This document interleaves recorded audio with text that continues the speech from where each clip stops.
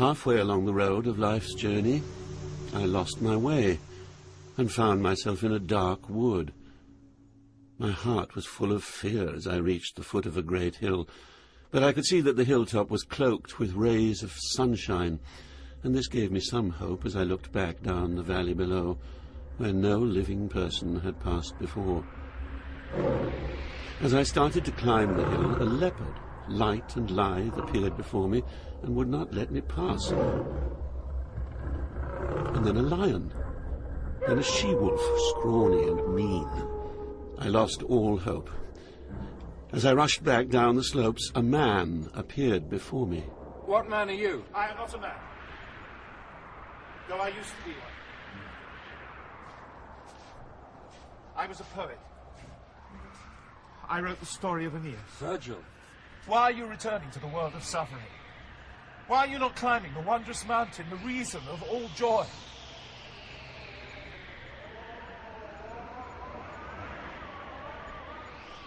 If you want to get away from this savage place, you will have to go another way. Follow me. I will be your guide and lead you out of here through an eternal place. But you will hear the shrieks of men without hope. You will see spirits in such pain that they call out loud for a second death. You will see men happy to be consumed in flames because they think that they will join the blessed. And then there will be someone else. Someone more worthy than myself will come, and I will leave you with her when I depart.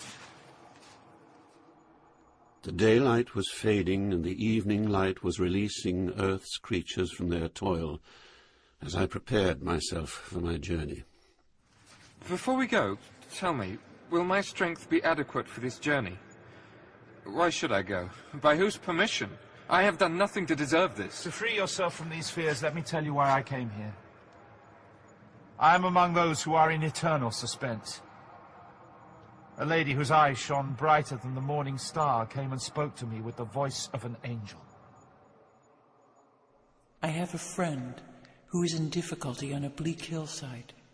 He is so overcome with fear that he has turned back. Go and assist him with whatever is necessary for his escape. Help him and bring consolation to me. I am Beatrice. It is love which makes me speak as I do. When she said this to me, her eyes shone with tears and she turned away. And so I came to you as she commanded and took you away from the wild beasts. So, be bold. It's time for us to go. As little flowers which on a frosty night droop and shut tight, and then when the sun shines on them stand tall upon their stalks, so I recovered from my failing strength. My heart was now filled with courage. Let us now go, for a single will informs us both. You will be my guide, my master, and my lord. He departed, and I followed him into the deep and thorny way. I am the gate of hell. Through me you pass into a city of desolation. Through me you pass into a place of endless pain. Through me you pass into a company of lost souls. Once there was nothing that was created except eternal things. I am an eternal thing. Abandon all hope if you pass through me. From here you must renounce all fear and embrace all risks. We have come to the place in which you will find those for whom there is only grief. Virgil put his hand onto mine and smiled, and this gave me strength as he led me into the dark place. There I heard sighings, complaints, and howlings echoing in a sky without stars, a cacophony of languages, deformities of speech, words which were pain itself laced with anger, deep, hoarse voices and hands which clapped in a tumult like in a perpetual sandstorm. Who are these people so crushed with pain? They are the band of angels who knew not to side with God or to rebel against him. They are without the hope of death. Mercy and justice treat them with contempt. Their life is so meaningless that they are envious of any other fate. The world has forgotten them. Let us not talk of them. Look and pass on. And as I looked at them, I saw a flag flapping wildly as it was carried forward, and behind it came a huge torrent of the dead. They were naked, and their skins were blown with the bites of swarms of wasps and hornets which followed them. Their faces ran with blood and mixed with their tears as it streamed down to their feet, where filthy creatures swallowed it up. And then when I looked beyond them, I saw other people on the banks of a great river. Then there came towards us a man in a boat. Woe to you, you perverse spirits! Don't think you will ever see the promised land. I have come to take you to the other place, into eternal darkness. You, living soul, stay away from the dead. There are other crossings for the likes of you. His crossing has been willed in heaven. There is no need for any other questions. Come on. The naked spirits gnashed their teeth at these harsh words. They cursed God and their parents, the human race, the place and time of their seeding and their birth, and then they gathered together, wailing loudly on the evil shore, which waits all men who do not fear God. The boatmen collected them together, and one by one, like autumn leaves that are blown away until the branch is bare, they threw themselves from the river bank as they were beckoned. And thus they went away on the dark water. I could take no more, and passed out.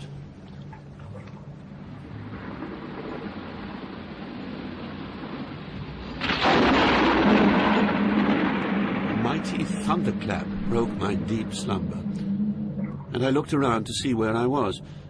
We had come to the outer edge of an abyss which was so dark and so deep and so filled with cloud that I could not see a single thing in it. We must go down into this blind world. And so we moved into the first circle girding the abyss, and came upon a vast crowd of men, women, and children.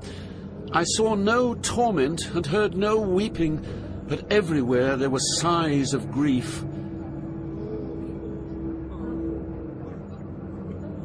These are souls who have committed no sin. They lived before the time of Christ and paid no tribute to God. They were not baptized and cannot enter the Christian faith. I am one in that position. For this, our penalty is to live here without hope, but with desire. We then came to a place where all was dark, a second circle, where Minos the bull, bristling and snarling, examined the faults of new arrivals.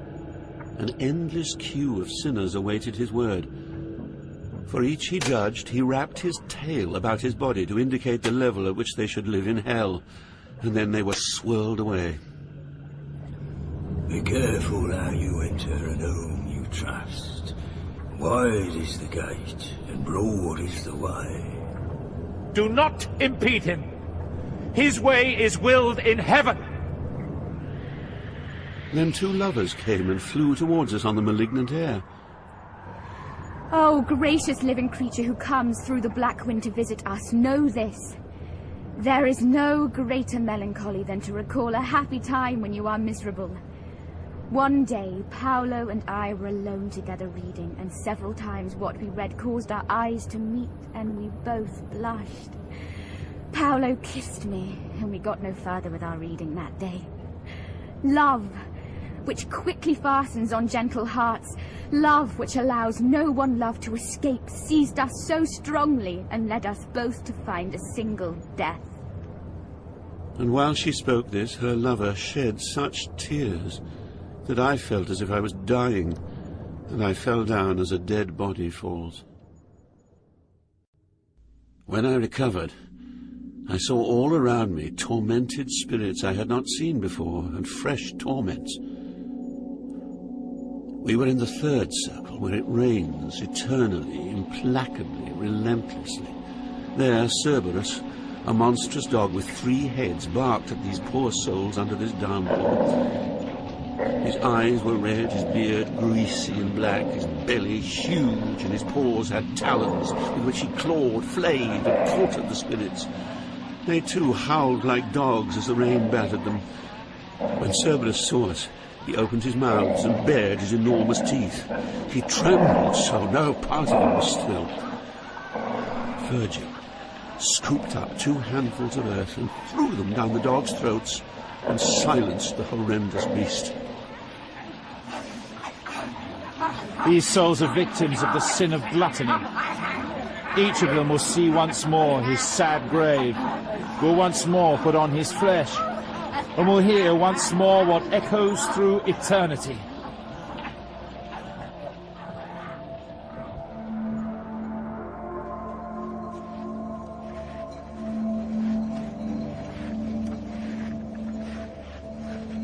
And then we went down into the 4th pit. Here I saw people rolling great weights with their chests. As they collided, they turned around and rolled away again. They flowed around opposite arcs of the dark circle, only to meet again on the far side.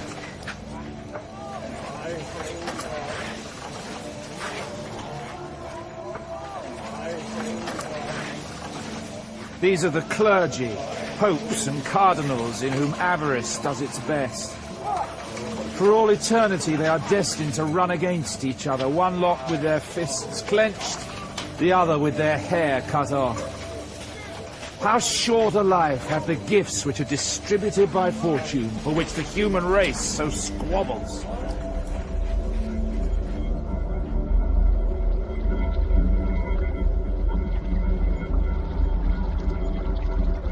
We followed a stream which led into a marsh called Styx.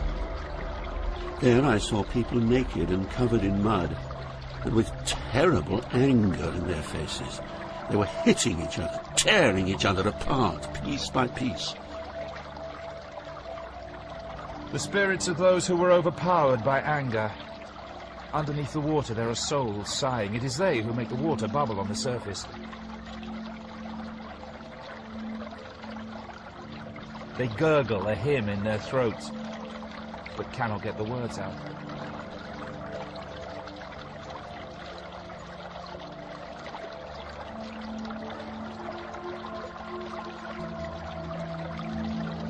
We made our way around the edge of the vast swamp, between the dry bank and the wetness, watching those who were swallowing the mud. And then we came to the foot of a tower. 2 small flames glowed from the top, and another answered from far away. I saw a small boat with a crew of 1 advancing swiftly over the water in our direction. Your shouts are wasted! You will only have us for as long as it takes to cross this marsh!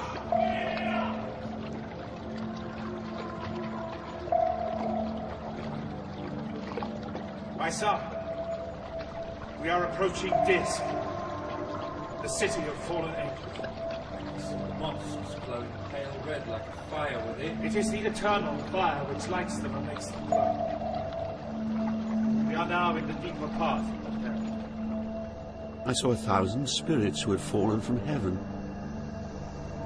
Who is this undead one who travels through the kingdom of the dead? Don't leave me here. If we can't go on, let's go back. Have no fear, for I will not leave you in this low world, but you must wait there for a moment. He left me and went to meet the spirits. I could not hear what he said. Perhaps, yes and no, fought it out in my ears. But he had been with them for only a moment when they ran back inside the gate and slammed it shut in the face of my master. Do not lose heart because I am hurt. We will overcome this setback. Their arrogance is nothing new. They tried it once before at a less secret gate. The one above, to which you heard the words of the dead. Already from the hillside now, way above us, passing through the circles without any guide, comes one who will open up this city gate. We must wait for him. Has anyone else ever come so far down into this place only to be punished by having all hope cut off? Rarely does it happen that any one of us makes this journey. But it is true that I have been here before, just before my flesh was stripped away. So I know the way well. Don't worry. Suddenly I saw on the glowing tower 3 harpies covered in blood rise up. They had the shape and movement of women, and around their waists were snakes, and they had horned vipers for hair. Cover your face! If the Gorgon comes and you look on her, you will never go back to the bright world again. And not relying on what my hands would do, he covered my face with his hands too. And then there came over the troubled waves a crashing sound filled with terror, and Virgil took his hands from my eyes. Now, look! Like frogs scattering before a snake, I saw more than 1,000 lost souls disappear beneath the water, making their escape before the one who crossed the Styx without wetting his feet. It was the messenger from heaven, and how full of disdain he seemed to be. He came to the gate, touched it with his staff, and opened it without the slightest difficulty. Then he turned and went back the way he came, without one word to us, his mind on other things. And thus we were able to move towards the city and enter without opposition.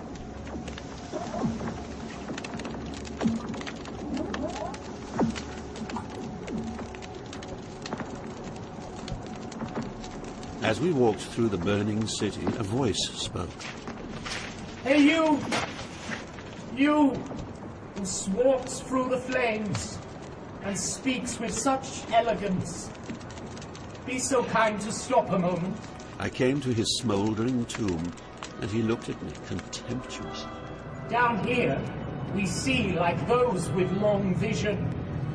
They who only see what's at a distance. We have no view of the present. When things occur, our minds remain blank, and were it not for others, we would know nothing of your living state. All our knowledge will be completely useless when the door to the future is closed forever. You see? Be sure to remember those words you heard spoken against yourself. Yes. When you come to stand in the glow of her presence, the one whose sad eyes see everything, then you will know life's itinerary. I am Beatrice. It is love which makes me speak as I do.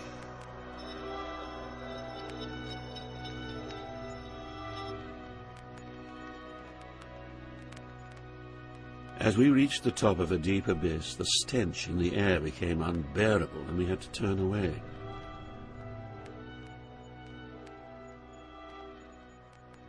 We'll have to wait a while, until we become accustomed to these vile fumes. My guide then began a lesson. Within these boulders' bounds are 3 more circles, all tightly packed with souls. The first of the circles are the violent. Violence can be done to God, to oneself, or to one's neighbor, to himself, or to his possessions. So, murderers are those who strike with malice. Those who destroy or plunder are all punished in the first round. Man can raise a violent hand against himself and his own property. So, in the second round, paying the debt that never can be paid, are the suicides, the self-robbers of the world. In the third round lie the souls of fraudsters, hypocrites, flatterers, sorcerers, falsifiers, seducers, and similar filth. Now, we must go on. The fish are shimmering over the horizon, and the passage down to the 7th circle is farther on.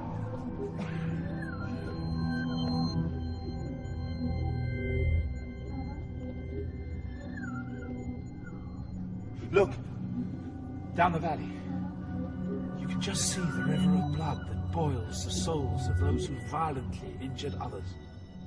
I saw a broad river, curved like a bow that covered a wide, flat plain. And then, suddenly, towards us came a troop of centaurs, galloping in single file, armed with bows and arrows. Seeing us, they suddenly stopped, and 3 split away and came towards us, their bows ready primed. You there! What torture do you seek? Speak where you stand, or else I'll draw my bow. These centaurs gallop by the thousand around the ditch, shooting at any brave soul who emerges above the level of his guilt.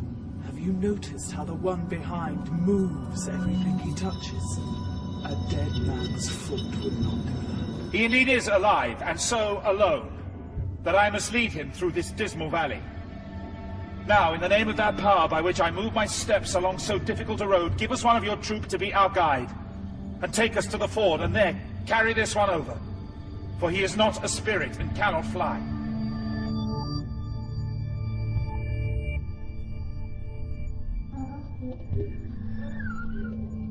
We came next to a forest without green leaves. Twisted and tangled branches bore no fruit, only the thorns of poison bloomed there. Around me I could hear low wails of grief, but could see no one. It was as if many people were hiding from us behind the trees and bushes. I reached out and snapped a twig from a thorn bush. Why do you break me? Its blood grew dark around the wound. Have you no pity? Men we once were, now bushes and weeds. But even if we were the souls of serpents, your hand should have shown more mercy. Like a green log burning at one end and spluttering sap at the other, the broken branch poured out a pus of words and blood. I let it fall from my hand and stood there, stiff with fear. When a tormented soul rips itself from the body, Minos sends it down to the 7th hole and it drops into this wood. There we germinate and spring into a sapling and then into a tree. The harpies, feasting on our leaves, create our pain, and for this pain an outlet. We return to claim our bodies, but never to wear them again. For it is not for a man to have again what once he cast off. We drag them here, and all along this mournful forest our bodies hang for eternity, each one on a thorn of its own tormented shadow. When we reached the edge of the wood, we encountered God's justice at its most dreadful. It was an arid wasteland of burning sand. Nothing grew there, and the forest edge where we stood ringed it like a wreath. There were herds of naked souls, all of them weeping. Each herd seemed to have been assigned a different penalty. A few lay flat on their backs, wailing in pain. Others sat hunched up, whilst many others wandered round and round, never stopping, and over all of them fell like snowflakes petals of fire, which kindled the sand like tinder under flint sparks and increased their torment.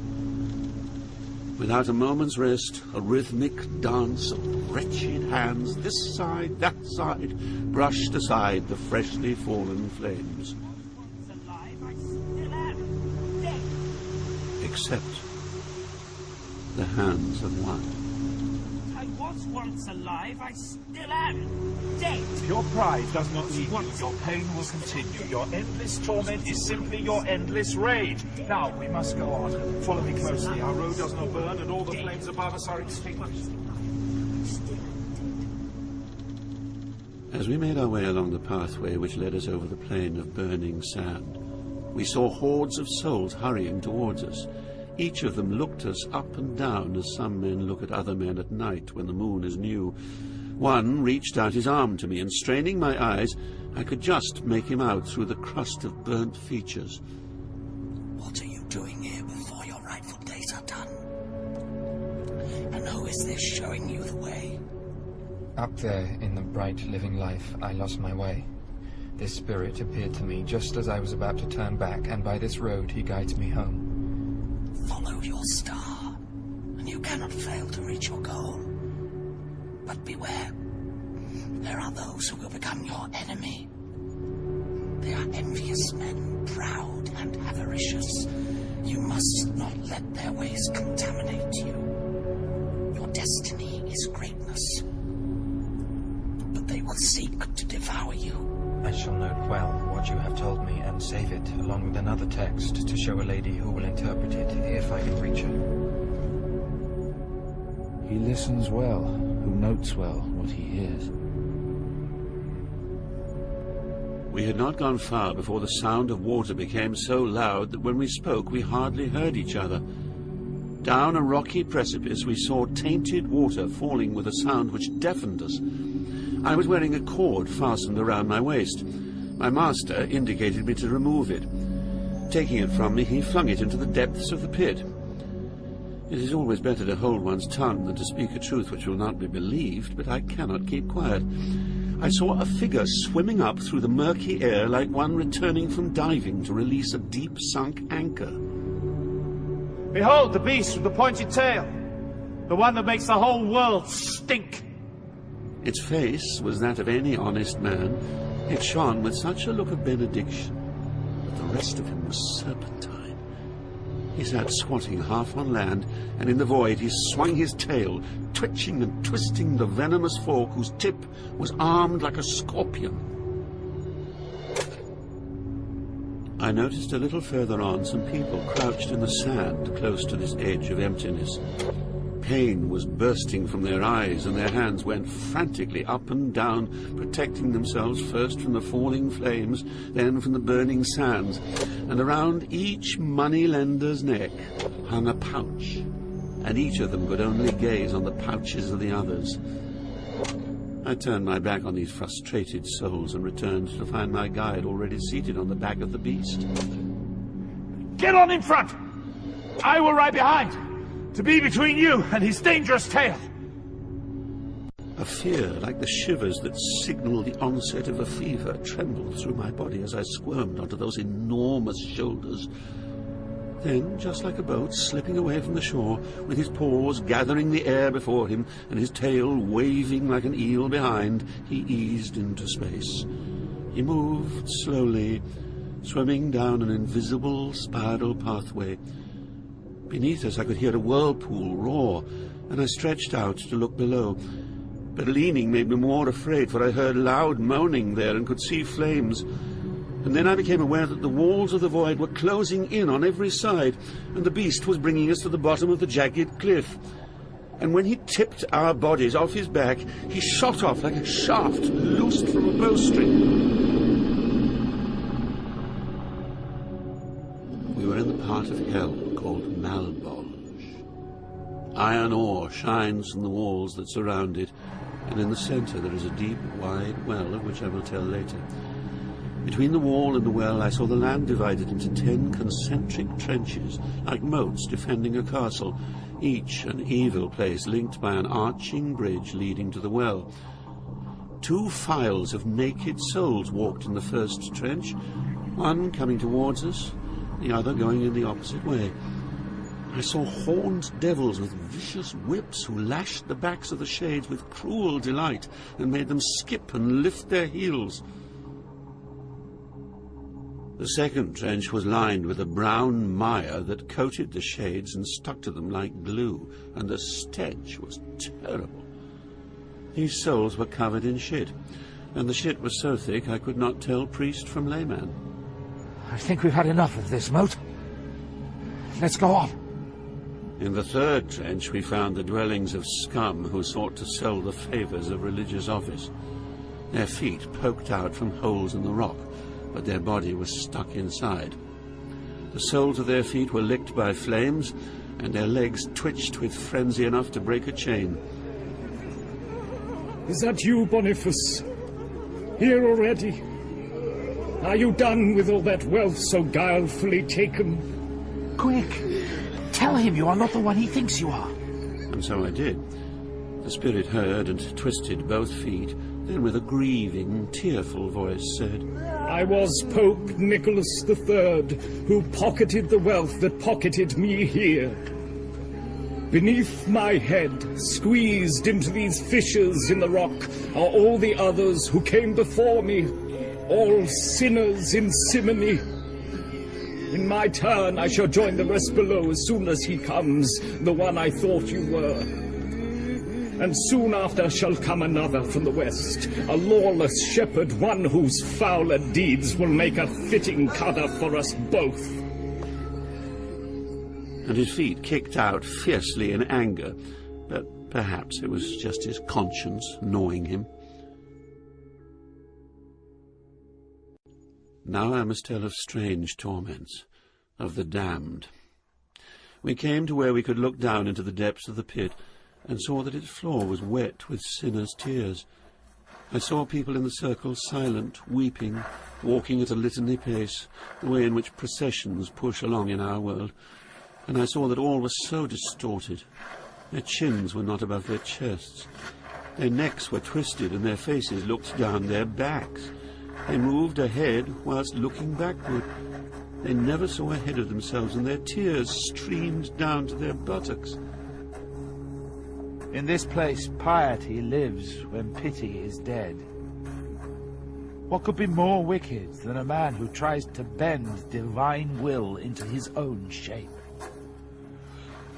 Now the day turns light, and we must go on.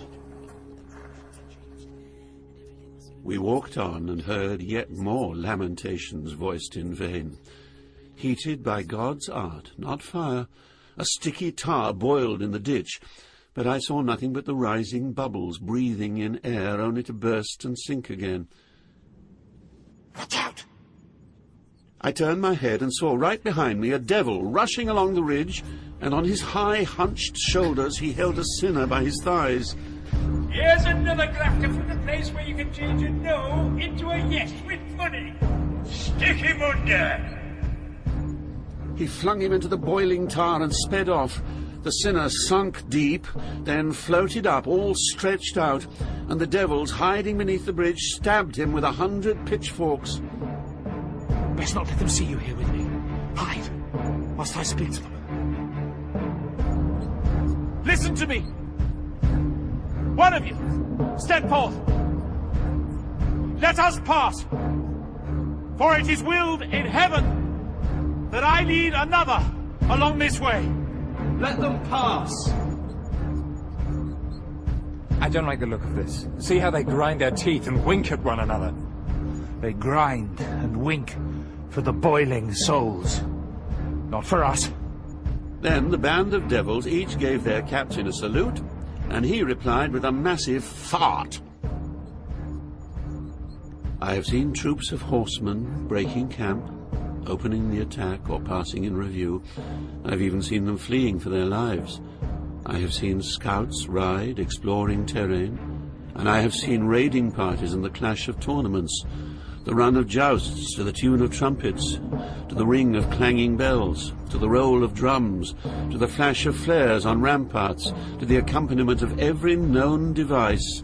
But I never saw cavalry or infantry or ships that sailed by landmarks or by the stars, signalled to set off in such a strange manner.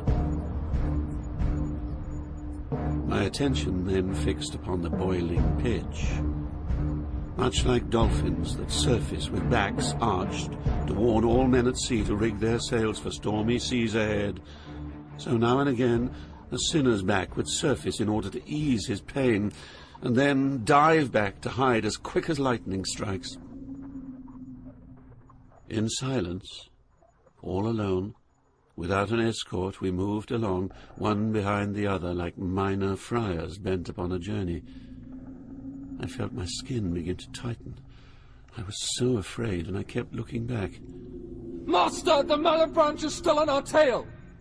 My guide caught hold of me like a mother grabs her child, and over the edge and down a stony bank he slid on his back, clasping me to his chest. His feet had hardly touched the bottom when there they were, 10 of them above us. But now there was no need to fear.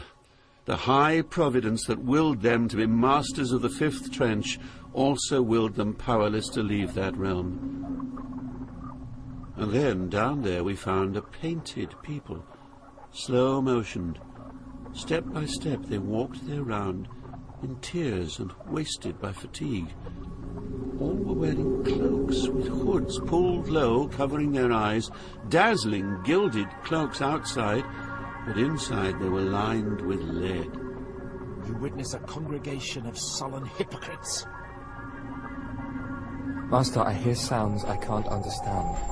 We went down into the next circle, and there I saw a terrible confusion of serpents. And in this bitter and cruel abundance, the souls of thieves ran terrified and naked, hopeless of finding shelter. Their hands were tied behind their backs with serpents which pushed their tails and heads between their legs and coiled in knots around their sexual parts. Then a serpent shot out at a thief passing by us and bit him where the neck joins the shoulder. The sinner flared up, burned, and turned into a heap of crumbling ash. And then his scattered ashes began to come together on their own and resumed the form they had before. Suddenly, another serpent with 6 legs shot up and hooked one of the thieves with all its feet. Its middle feet grasped the wretch's stomach, the front ones held his arms, then pierced him first through one cheek and then the other. The serpent then spread its hind legs around both thighs, stuck its tail between the sinner's legs, and slid it tight up against his back. Both then started melting like hot wax and began to fuse. 2 heads merged to become one, features flowed and blended into one face, and both were lost in one another.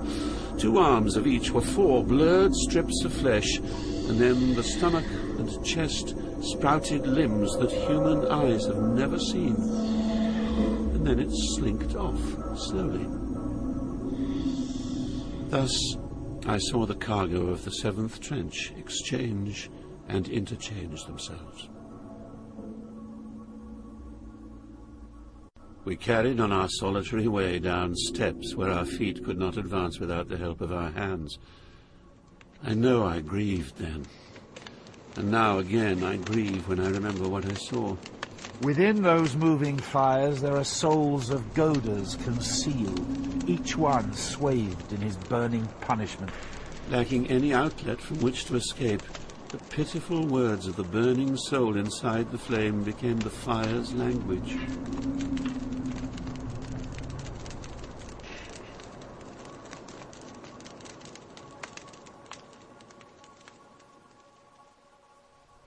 We climbed the ridge until we stood on the next arch that spans the 9th trench, where penalties are paid by those who sowed discord. Who could describe the sight of blood and wounds that I saw there? I saw a man ripped open from his chin to his crutch. Between his legs spilled out the dark sack that turns to shit whatever the mouth gulps down.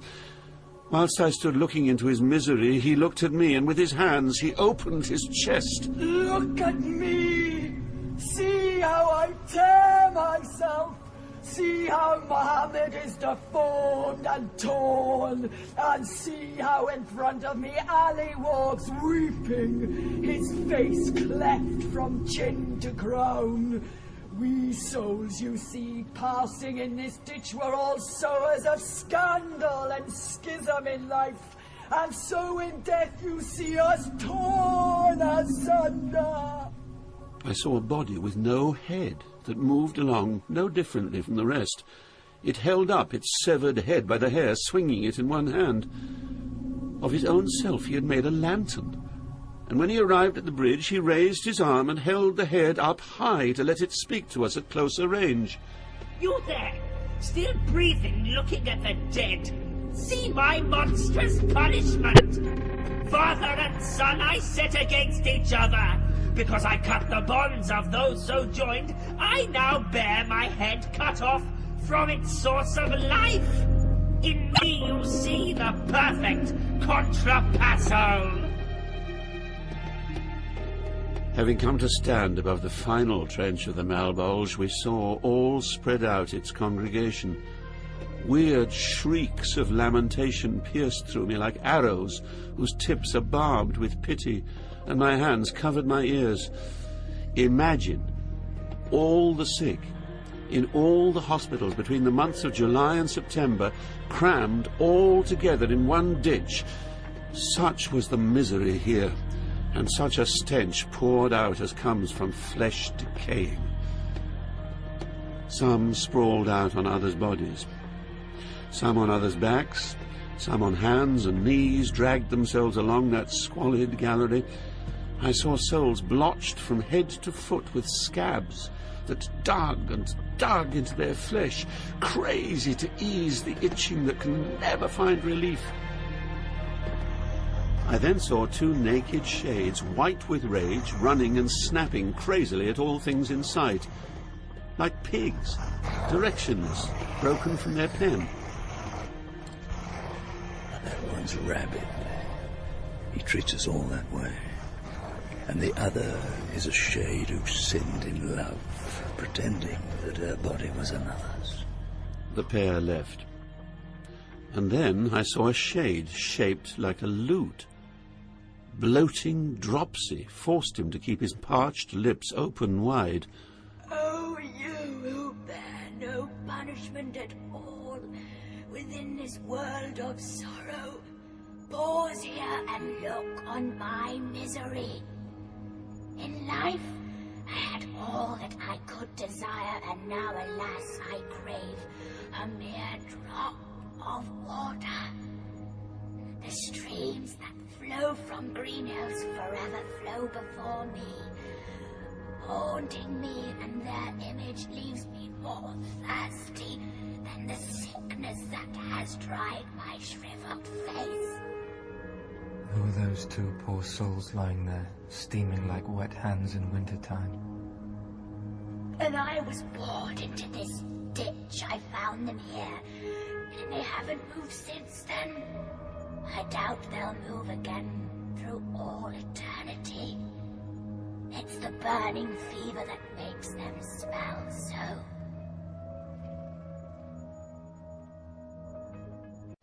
Turning our backs on that trench of misery, we walked on, in dead silence. It was less than night and less than day. Then I heard the blast of a horn, and saw what seemed to be high clusters of towers. Master, what city lies ahead? Be prepared for a strange truth. These are not towers. They be giants. I made out a face, the shoulders, the chest, and down two sides, two great arms. Nature did well to break the mold that shaped men like these. For should intellect be joined with such physical power, all mortal men would surely tremble. He is Nimrod, whose stupidity caused the world to no longer speak with one tongue. Let's not waste time with him. He cannot understand us, nor we him. Let us go toward Antaeus.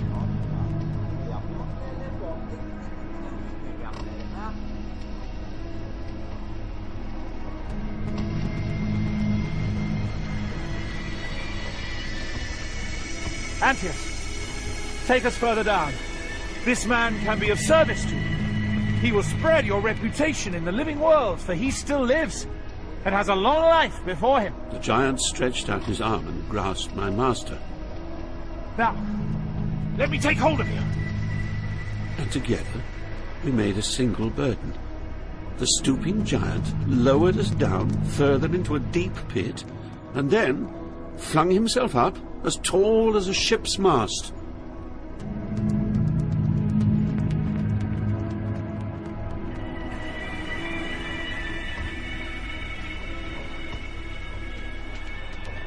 When we reached a point of darkness in the well below the giant's feet, I heard a voice. Watch when you step. Take care not to step on the heads of us miserable souls. At that I turned and saw before me a lake of ice stretching beneath my feet, more like a sheet of glass than frozen water. At my feet I saw two figures clasped so tight that one's hair could well have been the other's. Both stretched their necks, and their eyes, which before had only been glazed, now dripped tears down to their lips, and the cold froze their tears between them, locking the pair more tightly. Then, further on, I saw 1,000 dog-like faces, purple from the cold. By fate, or by chance, or willfully, perhaps, my foot kicked hard against one of those faces. Why are you kicking me? Who do you think you are? you that insults another? Who do you think you are? Kicking people in the face? No living man can kick so hard. I am a living man. Well, fuck off! We went on. We moved ahead, to where the frozen water wraps in harsh wrinkles another sinful race. Here, weeping put an end to weeping, and grief, which finds no outlet from the eyes, had turned inward to intensify the anguish. I saw shades whose tears had knotted into a cluster, and like a visor filled the hollow pit around their eyes. O wicked souls, break off these hard veils that cover my eyes and give me relief from the pain which swells my heart. Aren't you already dead? Just how my body is in the world above I do not know, but so you may more willingly scrape off my cluster of tears. Let me tell you this: when a man betrays the way I did, a demon takes possession of the body, controlling its movements from then on. For all the years it has to live up there, whilst the soul falls straight into the system here. Now give me your hand, the hand you promised. Open my eyes! I did not open them. To be mean to him was a generous reward. Then I thought I felt the air begin to blow.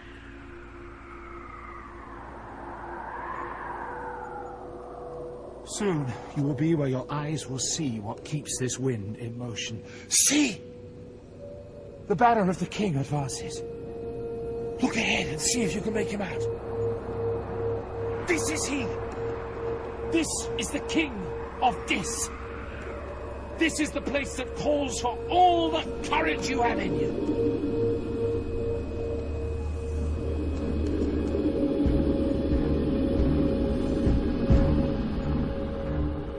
The king of the vast kingdom of all grief stuck out with half of his torso above the ice. Oh, how amazed I was when I looked up and saw a head wearing 3 faces. One was in front, bright red.